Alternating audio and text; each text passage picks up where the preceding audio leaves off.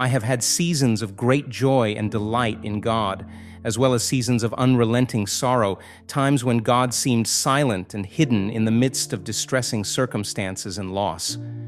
We would love to think that following God is nothing but going from one degree of glory to the next, but this often does not feel like the case.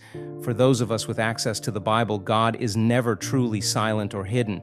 Even when our hearts tell us that He is nowhere to be found, His Word tells us otherwise. When we feel distant from God, we can meditate on Psalms 120 to 134, making it our guide. These psalms can lift us to higher ground.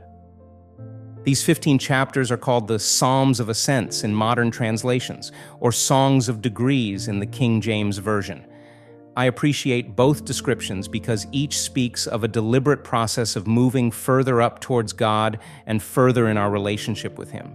Rather than promising a fast fix, these psalms provide a script and context for the journey of patiently pursuing God. For me, emerging out of a season of despair often begins with a 15-day-long contemplation of the Songs of Ascents, one chapter for each day.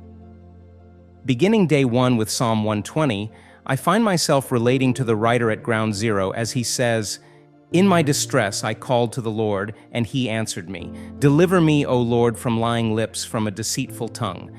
What shall be given to you, and what more shall be done to you, you deceitful tongue? A warrior's sharp arrows with glowing coals of the broom tree. Woe to me that I sojourn in Meshech, that I dwell among the tents of Kedar.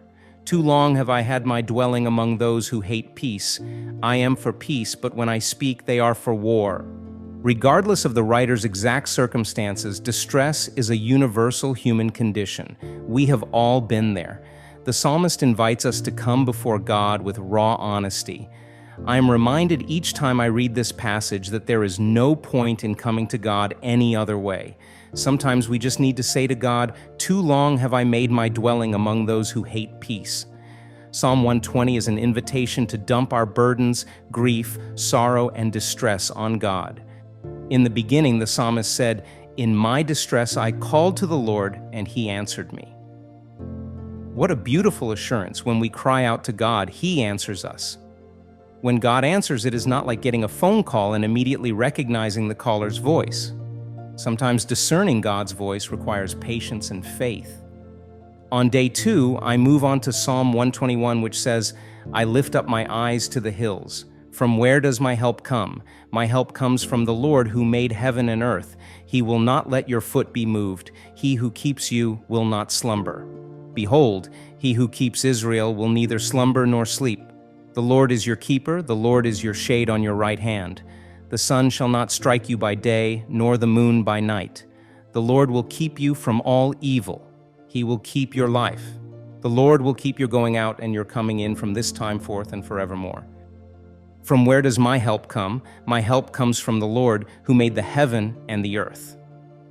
Meditating on the magnitude of God diminishes my problems. God created the heaven and the earth. He can handle this, whatever this is. It is a simple truth, but an effective word against my propensity toward soul-sickening anxiety.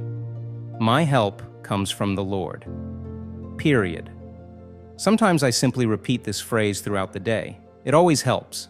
For the 2 weeks that follow, my days begin with subsequent Songs of Ascents. As I read, I find one phrase to focus on. I jot it down in a journal and then brainstorm around that phrase. My faith is slowly restored as I become immersed in these passages. Perhaps there is no immediate deluge of tears, and maybe I am not thrust into spiritual revival overnight, but day by day and chapter by chapter, this collection of Psalms never fails to help me inch closer to God.